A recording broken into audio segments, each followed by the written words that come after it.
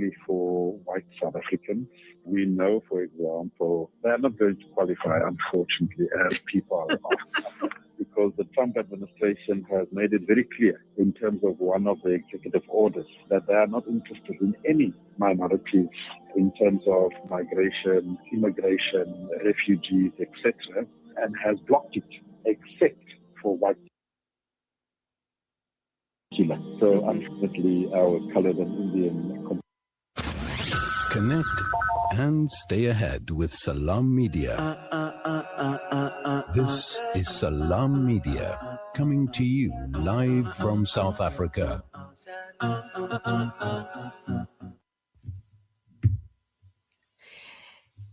It is exactly 7 after 11 o'clock. Welcome back, and let's hope we are able to connect up with Professor Sadiyya Haffejee. I see that her mic is still on mute. So, Professor, if you'd like to unmute yourself. Assalamu alaikum. I hope you can hear me. Yes, Jazakallah, I can hear you now. Thank you. Oh, wonderful.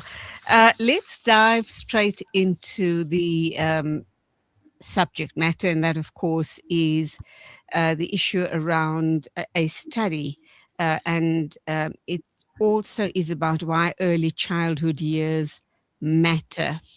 Your recent Community of Practice report highlights the importance of children's early school years. What are the key findings, and why should South Africans pay attention to this stage of the child's development? Jazakallah, Julia, for having me and for giving me an opportunity to share a little bit about the project that we've worked on for a number of years and are continuing to do so. So this is really an important question. Research shows that the early years of development, or the early years of life, really up to the age of about 8 years old, is a crucial phase in a child's development. This is when the brain develops rapidly, when the children build their physical, cognitive, emotional, and social skills. So it's really the brain's architecture is being formed. The language ability and emotional regulation is being actively formed during these early years of life. So they're really important. And there's wide agreement across literature that shows that if we want to improve children's long-term outcomes, we really need to invest in the very early years. So from the prenatal phase right through to the early years, we need to do more so that children's long-term trajectories are better. So basically what happens at this early stage is really important. The gains we make, the care and support we put into children at this early stages has long-term benefits that are positive. Whereas when children are exposed to trauma, abuse, neglect, or any of the adversities during these early phases, there's many more negative long-term impacts for children.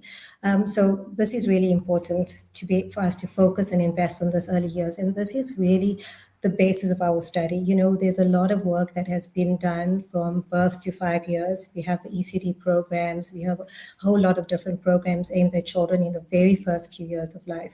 But once they start going to school, some of this tends to fall away. So our premise in the study was really that we need to invest early on in the early years of schooling so that we can build the structures for children to be able to go forward better. And our study really focused on this. So we started with children when they were in grade R, and we followed them for the next 3 years as they progressed through the foundation phase of schooling. We kind of assessed children on a broad range of factors. So we looked at child well-being as being multidimensional. We didn't focus in on any one particular aspect of child development. We looked at it holistically. So we looked at what was happening with the caregivers, what was happening in the household, how were the children performing in school, what was their nutrition like, what was their health like, and also what was their mental health like. So we tracked children over this period, and then we kind of assess children that were at risk. And for the children that were at risk, we implemented specific interventions to help these children. So, Professor, clearly what I'm understanding from what you've just responded is, let's take 2 children. The one is in house A, the other one is in house B. Both start off on the same footing. 2 parents, comfortable home, both parents working, proper supposedly care being given to the child, love and care and dietary requirements taken care of, etc., etc. However, perhaps a year or two into the child's life, or even when the child was born, house A have experiencing marital problems, and it's ongoing for a couple of years. Probably it will carry on for the rest of their lives till they decide to resolve it or go for counseling or support or whatever the case may be. How does those situations, meltdowns, dramas, fights between husband and wife in the presence of the child, how does that then impact on the child in house A versus the child in house B, where there are no such dramas going on in that home? So we know from research that's been long established, as well as our own work, that shows that when caregivers are not doing well themselves, this has a negative impact on children. So, for example, if a mom and a dad are fighting and there's conflict in the home, and the mom is the primary caregiver and she's depressed or anxious and not well mentally, this will have an impact on the child. And in our study, this was proven. We found that when caregiver depression was high, children's well-being scores were low. So children were not doing great emotionally and socially when their caregiver was depressed. When the caregiver depression eased up, children were doing better. And I think this is, from the example you're giving, when children are exposed to a number of adversities when they're young, it impacts on them, right? So a child that is coming from a house where there's conflict is not really able to concentrate so much at school. They're worried about what's happening at home. They're not focusing. They're not attending. This impacts on their school marks. How you do at school impacts on what opportunities are there for you after school. So if you're not doing well at school, your employment opportunities are then also impacted. So it has a knock-on effect. This is not to say that children that are growing up in adversities can't be helped, but it does mean that something has to be done, and as soon as possible, so that all these later negative knock-on effects are limited to some extent. Absolutely. We're going to go for an ad break and we will come back to continue this discussion. But at the introduction, when you started talking about the importance of a supportive, caring home for the children in the early years of their life, immediately what came to my mind, and I have no doubt in my mind that you, whilst undergoing this research, also pondered on it and factored it into your research. And that is, as Muslims, we are taught, and alhamdulillah, our beloved Nabi Karim sallallahu alaihi wasallam has also spoken about, the child's first and most important teacher is the mother, and how those first few years of the child's development will shape the child going forward, about the first 3 or 4 years being the playtime of the child, and then the input that we as parents give to that child in the next phase of his or her life. And then from 7 years above, it's time for the child to start learning. The first few years obviously was about being fun, having fun and exploring your environment and being a child. But let's go into that right after the ad break. Please do stay with us, inshallah. When the perfect blend of stylish decor, exquisite halal cuisine, and warm hospitality come together, it could only mean Al Bayt Lodge, your true home away from home. Al Bayt is the ideal heaven for families, business people, and tourists, with its 4-star family rooms and other luxurious facilities, conveniently situated close to Port Elizabeth Airport, the beach, and other amenities. Your stay will be truly unforgettable, as you'll be taking home lasting memories of the warm hospitality, the serenity and tranquility that Al Bayt has to offer. For reservations, call 041 583 6415 or visit www.albaytlodge.co.za. Hey Gulam. Yeah? Did I return your lawnmower last month? No, bye, you didn't. Oh no. Now what'll I do? I wanted to borrow it again, man. With Randry Jewelers, you won't have to borrow or lend because the prices are so well trimmed on all gold and diamond jewelry. Alternatively, we could remake your old jewelry into a brilliant new design. Visit Randry Jewelers at 151 Stevens Lamini Road, Musgrave, Durban. Randry Jewelers, the family name you can trust. Gaza needs your support more than ever. Homes have been shattered and families have lost everything. With your support, our teams are delivering clean water tankers, feeding the hungry, and assisting orphans who have no one left. Let us give Gaza whatever help we can.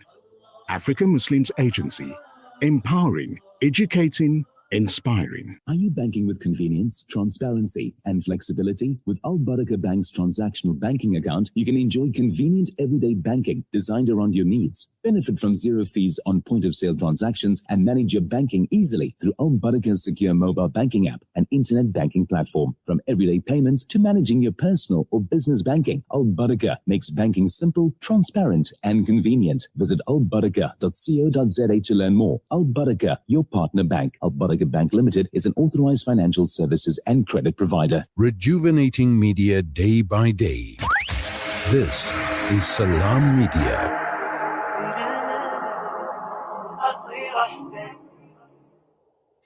Welcome back. Professor Sadiyya Haffejee is our guest this morning. We're talking about building strong foundations, why early childhood years matter.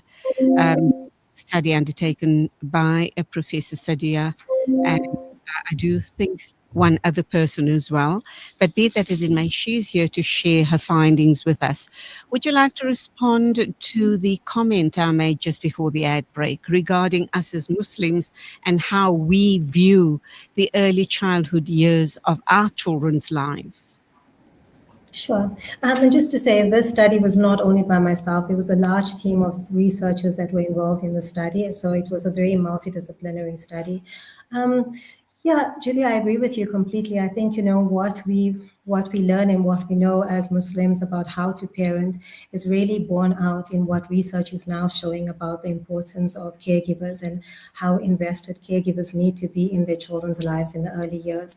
And you're so right, what we say in our study is that even when resources are limited and when there's not enough, maybe finances for the family to do many things, or there's other difficulties in the family, what parents can still do is play with their children. They can still be engaged with their children in the early years. So part of what we do is to teach parents how to play, how to attend to children, how to sit with them with their homework. All of these little things make a difference in how children will do later on. So the importance of, like you mentioned, play in the early years, but then more focused attention as the children grow older is really what a whole lot of research also confirms as being important for young people.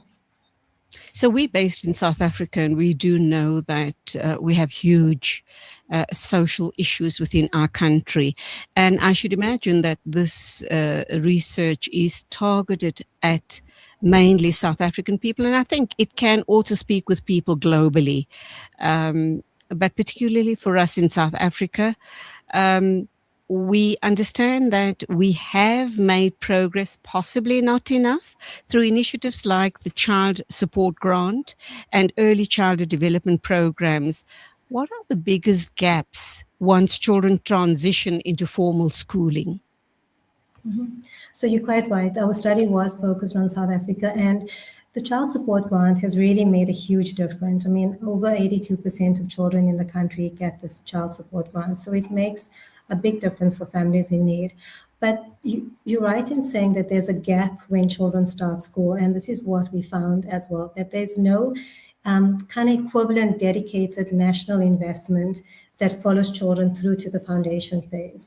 So this is not to say that we don't have wonderful policies in South Africa. We do, in fact. We have a number of policies that are aimed at children in the school years. The problem is the implementation and the coordination of these different policies. So, what we found in the study is that many teachers are sometimes not aware of the integrated school health policy, which is put in place to ensure coordination between different departments and to ensure that children that have mental health needs are referred appropriately. And sometimes we also found that where teachers were able to refer children, they didn't get the support. In one school in Riverlea last year, we found that a child waited over 5 years to be seen by an education psychologist. So teachers picked up a problem really early on, but because there was no referral resource to see to this child, he had gone through most of his primary school years without being seen. And that's for us a gap. So the policies are in place, but the gap comes in the implementation and the coordination. Also, there's very little funding to be able to implement these policies properly. So there's a severe shortage of social workers, school health nurses, and all of this impacts on what people within the system are then able to do and to do well for children. It's really a crying shame, is it not? You referred to children with mental health issues, and that issue goes largely unaddressed, unattended to in South Africa, simply for the reasons you have stated. There just is not enough resources to go around. And that being said, these are the children then that fall through the gap. So on the one hand, we have children with mental health issues, from moderate to probably serious, and I should imagine very serious cases then fall out of that schooling system because the teachers are unable to cope with that child. They haven't been prepared, they haven't been given the necessary skills to deal with children with mental health issues. On the moderate scale, they may be able to scrape through, and I should imagine what your study might have picked up is that those, very sadly, those are the kids that will be the first to fall through the system. Yeah, I mean, I think in terms of mental health, we looked at the early years, and in the early years, then it's not manifesting so much. Perhaps in terms of behavioral problems, you'll see children that are struggling. But you're very right, in terms of mental health throughout the schooling years for children, there's not enough support. And children that are then not being attended to properly start to kind of exhibiting behavioral problems. So they stop going to school, they drop out of school, they start engaging in other risky behaviors. And again, all of this impacts on their ability to learn and then the outcome. So there's like usually intersecting factors always that impact on how the child is doing. And what we found is that there's no one solution that can very quickly fix it. It needs very much an integrated, a coordinated approach, as well as multiple levels of intervention to make sure that children are being held and are not falling through the crack. Professor, in your opinion, especially since you've been involved in this very important study, let's look at the issue around children. We know that all children come with their own very distinct personalities, and then as they are exposed to nurture and the environment as well, nurture and nature, depending who and how they are received and what they get back in return, could truly shape their futures. And I'm also wondering about character traits. You have a distinct personality on the one hand, but character also plays a very, very big part in how you grow as a child, and then also your interactions with other children and other people is going to shape who you become. Can that be undone at some point if you've been shaped, if you've been influenced in a very negative way? I want to say yes, because I think a lot of my work is around resilience and children being able to flourish in spite of adversity. And there's a lot in terms of the biology shows us and the neuroscience shows us about the plasticity of the human brain and the children's ability to adapt and to flourish even when they've been exposed to so many adversities. So I think yes, but it does again come with concerted efforts. Some things, we mentioned the importance of the early years being the place where a lot of these emotional regulation skills, the cognitive, physical development is all kind of built and to some extent entrenched, but that is not to say that it's inflexible. A lot of the work that we do at schools, even as children become adolescents and we do all of these psychosocial programs, it really is to try and catch the children that have somehow still fallen through the cracks, but we're wanting to see what can now be done so that the future trajectory is not bad. So in short, I'd say yes. I think there's some things that are still fixable, and I think we need to believe that they are fixable so that we continue to do interventions and make plans to be more present in the lives of children. We don't want to say we have a 7-year-old that has got bad character traits or that is uncontrollable and leave the child because there's nothing we can do, right? So we want to be able to do something to help that child have a better outcome in life and also a better quality of life. A lot of the time, how children are is not only dependent on them. I think in our study and all the work that we do, we look at children kind of as at the center of a big system. So the child is at the center of a system. Then are the parents, the family, the community, the school. So the child is surrounded by all of these intersecting systems, and all of them make a difference and impact on how the child is going to turn out. So in effect, everyone has responsibility for a better outcome for their child.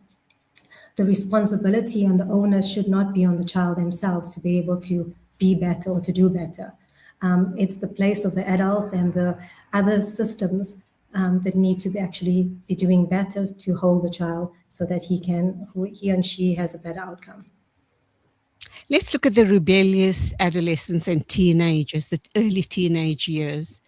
What do you suppose had gone wrong in that child's early years of development that he or she becomes very rebellious at, in their adolescence and very especially early teen years, and some take it through the rest of their lives, their adult lives, and they just really mess up their lives going forward. It's almost as if they can't see the damage they're doing to themselves. They can't see that they are damaging their future prospects, that if they carry on this trajectory, their options of being in a loving relationship and possibly in a very good job and having a beautiful family. It's what we all dream about, don't we? From the time we're little girls and little boys. I mean, very especially us little girls, we play with dolls and we want to have a pretty house and, it's what we dream about. But something goes wrong in those early years. Is it that something that has gone wrong in the early years that then places this child or this adolescent or teen on this road, this trajectory of self-harm and just a don't care attitude, not even able to apply his or her mind to the fact that I'm damaging my future. I may not have a future going forward because of my bad choices and my bad behavior. So I think I'm a great advocate for children. So I try not to avoid children for bad decisions that are sometimes made. I think there's various things, and obviously no two cases are the same. Children are complex. Child development is complex. So if you think about the pot that is a child and all the things we are putting in, there are different things that get put into this pot that results in this child and how the child is behaving and the future of the child. So there's always a combination of, like you mentioned earlier, nature and nurture, what the child is born with and what is the child exposed to. And sometimes what the child is exposed to causes a lot of damage. That's what we spoke about earlier, those early years and the damage it causes. And I think for some children, sometimes risky behavior and kind of bad behavior is a symptom of the system. So firstly, what is wrong with the system? So if a child is the one that's exhibiting the bad behavior, it could be that something is wrong within the broader system in the home, and the child is the one that's carrying all the symptoms and showing what the problem is. But also, from the work on resilience that we found that children that are not able to come back or bounce back after they've been exposed to adversity are often children that don't believe in a future for themselves. So they have very little but hope. That future-orientated belief is not there. And children don't believe in a future for themselves often because they've not been exposed to better futures, or they've been told they don't deserve something better. And so when you think there's nothing to look forward to, you're not aiming for something, you're not striving for something, you're not trying to fix what's wrong. You're just kind of living and getting through.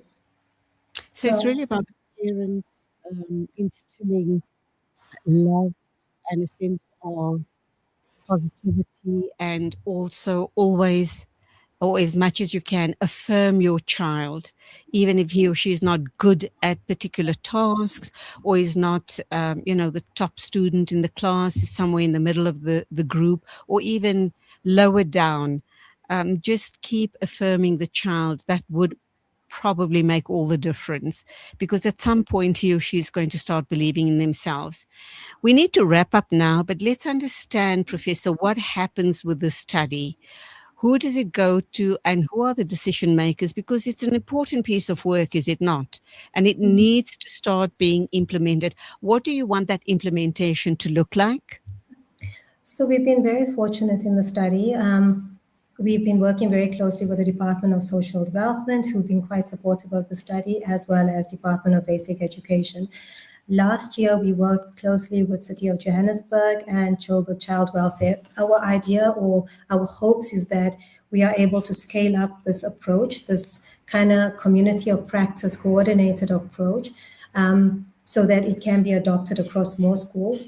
We developed a child well-being tracking tool where we are able to assess children across all of these different domains of their life. And if schools are able to form these communities of practice and use the tool to assess children, they'll be able to get real-time data on how children are doing. And with this real-time data, they'll be able to implement appropriate interventions to help those children. So it is the hope that we can scale up, that we can support school-based support teams better so that they are able to do the work of coordinating care and ensuring the children get the care that they need. Professor Sadiyya Haffejee, Associate Professor and Director at CSDA. Thank you so much. Really interesting. I love chatting with you about this matter. May Allah subhanahu wa ta'ala accept all your efforts. Inshallah. Go well. Assalamu alaikum to you.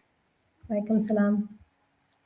It is exactly 11:34. We're moving along. This is the Mid-Morning Show with me, Julie Ali. Next, we are going to be talking with Aziza Angamia, and we're going to be looking at widowhood, divorces, I guess, and also the issue of how to deal with the end of a marriage. All of that and more. Stay with us.